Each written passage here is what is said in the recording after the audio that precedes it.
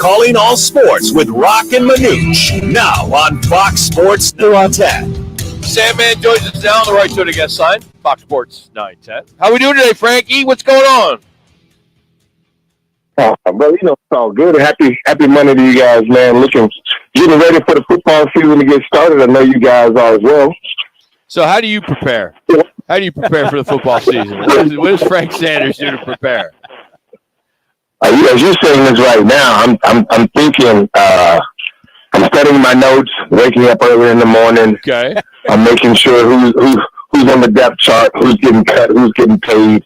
Getting my mindset ready, trying to believe that the Cardinals have done something this all season. Michael has transitioned by getting a new general manager, a bunch of new coaches. Monty went out and got a bunch of new players. And I'm trying to have the optimistic mindset of a player in the locker room that anything can happen this year. So with that being said, Frank, what is the most intriguing storyline heading into this Cardinal season for you? Outside of Kyler Murray, because that's the obvious one. Outside of that, what's most intriguing to you? There's two of them. And it's honestly, it's the offensive coordinator and the defensive coordinator. These are two young studs, two young guys that are coming from teams that are, that has players. We look at our offensive coordinator coming out of Cleveland, formerly with Minnesota Vikings, and we look at our DC who's coming over from Philadelphia Eagles with Coach Gannon. You got to assume that these guys have been in winning programs, they've been around, have given themselves a chance to be in the playoffs, and so, but they're young, and so with the young talent that we have. How well these guys come out and put these guys in the right position to go out and make plays. And I got to say that honestly, you got to realize we're not playing. We're in one of the we're still in the NFC West, but San Francisco's no joke. We still got Seattle on the rise, and we got to pay attention to Denver like it's something new. So, or the Rams. I mean, I'm worried about my two new coaches, my two offense coordinators, defense and offense. All right. Well, all that being said, what can, if anything, will be in reference to what you want to see from the offense and defensive side, to be more specific, prior to that opening game on September 10th? You know what? We'll get through this preseason stuff, man, and you know how we got to go through it. We got to go through it like it matters and it don't matter, right? So, but the idea is to be able to see that the guys come out healthy. You know they're not going to show us a lot in the preseason, so my mindset is that, we've watched guys the last couple of years, unfortunately, go into the new season and not be healthy. Hopefully these guys can get through training camp healthy and we can get a starting team ready to go. I would love to see Kyler somewhere between, maybe I'd like to see Kyler come out and start week one. If he can get into like preseason game 3 or 4, that would be an exceptional expectation for me. But if he's not there, Colt McCoy has to run this offense, and we have to see something where guys are healthy and it's more physical with guys on offense being able to move around a little bit more than they did the last couple of years with Cliff. And on defense, we got to see Xavier Collins and Isaiah Simmons, man, really get out and become dominant linebackers in the NFL right now. All right, I'm good with what you said. However, in your estimation, do you really think that Kyler Murray could be available for the opening of the regular season? I really do. Like, history says that this is probably, when Manooch was getting the surgeries and I was getting the surgeries, we was out a year. Okay. But, I mean, now we have these guys, and the surgeons have shown us, man, that this is at least a 6 months to an 8 month rehab process. And we've noticed that Kyler has been really, locked and loaded in it. He's been coming in the morning rehab sessions. He's coming at night rehab sessions. So he's doing everything in his power, it seems like, to get himself ready physically and probably mentally to go. This is, so I gotta have some sense of hope that he's there. Of course, the coaches are going to talk and down talk it like it's, we got time, the 17 weeks. He doesn't have to be there on week 1. We need to make sure he's mentally, emotionally, and physically ready to play. There is some truth, Jimmy B, but my mindset is that this is a new situation for Kyler. He's got his money.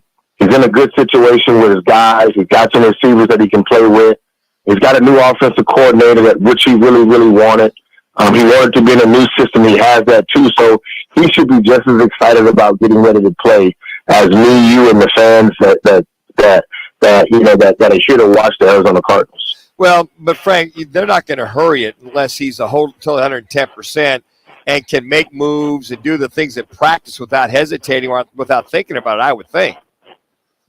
Well, I would agree with you on that. I think we're always going to lean to the side of caution in this situation. Of course, he's considered to be our franchise quarterback. He still has, 4 years on that deal and some change. So the idea and the mindset is that, of course, you want to keep him healthy for at least 17 weeks. And this is what I do know about the NFL. There's no guarantee for anything. You can go out and work your butt off and get yourself ready for them to come ready for the first week and get hurt the first week. So that's just the nature of the game. But my mindset is that he seems like a kid that has always desired to prove a lot of people wrong, to be above the fray of what his body can do and what he cannot do.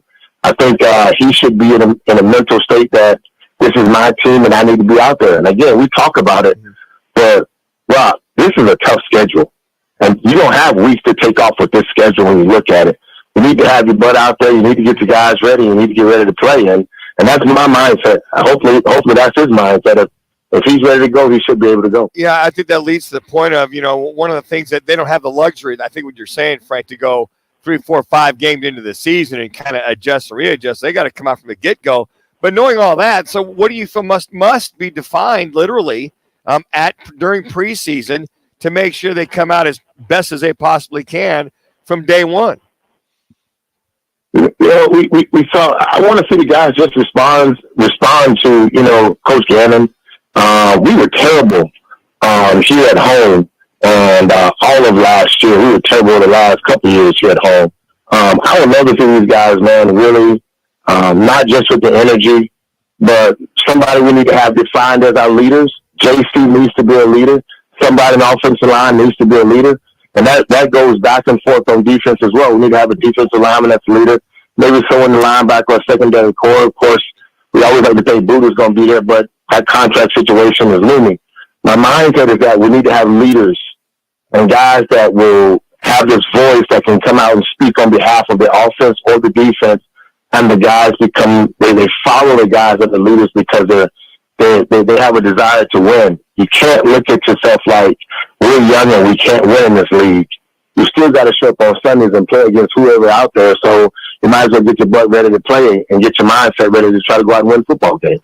Frank Sanders is our guest on the Right Toyota guest line. Rockin' Minutes with Jimmy B, Fox Sports 910.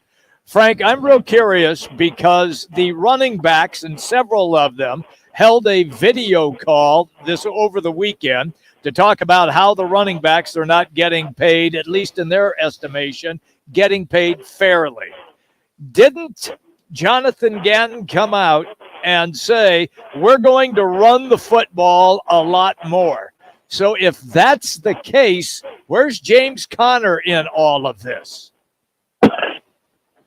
I'm glad that Coach said that, because a lot more than what James Conner's had the last couple of years might be 3 more touches during the football game. Okay. But look, the running back situation, they just have to be honest with themselves right now. The quarterback is with the RPO offense in the NFL right now, the quarterback is eating up some of their running yards in their running position. Mm-hmm. The RPO offense puts pressure on the defensive end and the linebackers to make choices. And I think that's the beauty of it. Unfortunately, when you see a quarterback making $40 million, those extra 10 that he's getting, those extra $10 million is running back money. And so the running backs need to be aware that just like the fullback, they got swallowed up with the H-back or the third receiver in the offense. And so the running back situation right now, you're not the priority in the offense. And I think that's just the narrative. Just to add a little quick one to that, look at the next 10 quarterbacks coming out of college. The top 10 quarterbacks come out of college. The top 5 of those guys are all running and throwing quarterbacks, running the RP offense right now in college. So that's just the transition. And, the running back right now, he's needed. $10 million is a lot of money. His longevity matters more than anything. So if he can get 10, learn how to flip that 10 into a good investment, Rock, you can give him a call and let him know what he can flip it into, but that would be, Yep. you know, I mean, we'll take commission on that, and then he can figure out how to keep himself in the game a little longer. But that's just the sad part about the game, guys, is transitioning. The RPO offense is it's swallowing up the running backs right now, and the quarterbacks are just so talented that you can do so much more with them. It's just the unfortunate effect of the evolution of the game.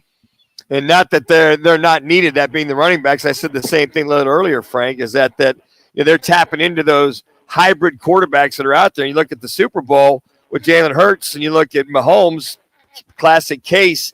I think the other thing on top of it, there's some of these owners a little skittish in reference to paying these guys big dollars, and they may only last you another 2 or 3 years, if that, i.e. look at one Ezekiel Elliott. Yeah, you're right about that. Look, we could name the top 5 quarterbacks in the NFL between Josh Allen, Joe Burrow, Lamar Jackson, Jalen Hurst, and we could name 4 more guys, and they're all running and passing quarterbacks, and they're effective at doing it and excellent at doing it compared to with the running backs that they have on their team. Ezekiel Elliott is one of the running backs that he's probably the reason why most of the owners are afraid to pay these running backs, because when he got paid, it almost like he died in the system. Yes. But here's the truth to that, though. He got paid, and then they paid their quarterback. And so it's hard to keep paying quarterbacks $40 million and turning around and handing the ball off to a guy that's getting $10 million. You want the guy who's getting the most money to be more effective in throwing the ball, so they give him more receivers, and now we're running, 3 and 4 wide receivers 90% of the time with a one running back system. That's the RPO. So it's but when we look at guys that going back to it, it's just a dying position right now. It's not that it's not needed. Right. It's the coaches calling the plays. The offensive system that they're putting in the NFL is a spread RPO offense. And so you're only going to catch maybe 1 or 2 teams that still have a fullback on their team that can actually go down here and block, and they're running 2 backs, 1 tight end, or 2 tight ends. They're running a 12 or 10 situation. That's hard to find right now in the NFL. Yeah, we need a Mike Allstott. That would be fun. Or where's that Adrian Peterson when you need him in that back? He'll play forever. I still think he's looking for a contract, Frank. No, but it's you're absolutely right. Those big time fullbacks. You miss that part. I mean, I used to love those guys. Allstott would just run over everybody. Oh, big time. They would change the narrative of the game, but that's based upon the coaches. And the coach has to create that in the system, and then when he creates it in the system, he'll say that's a demand, and I need a fullback, or I need to be able to transition one of these tight ends or a little small guard into a fullback so I can be able to get back into that physical part of play. There's only a couple coaches that still have that mindset that's needed, and unfortunately, 32 teams, we got 27 other RPO offense mentality coaches. 1 minute. He's the one, the only Frank Sanders. As always, buddy, thanks for improving the program, man. We appreciate it. Man, I appreciate you guys, man. You improve my Mondays. I'm looking forward to going to have a brewski right now. You go get him. You go get him, Frank. That's Frank Sanders.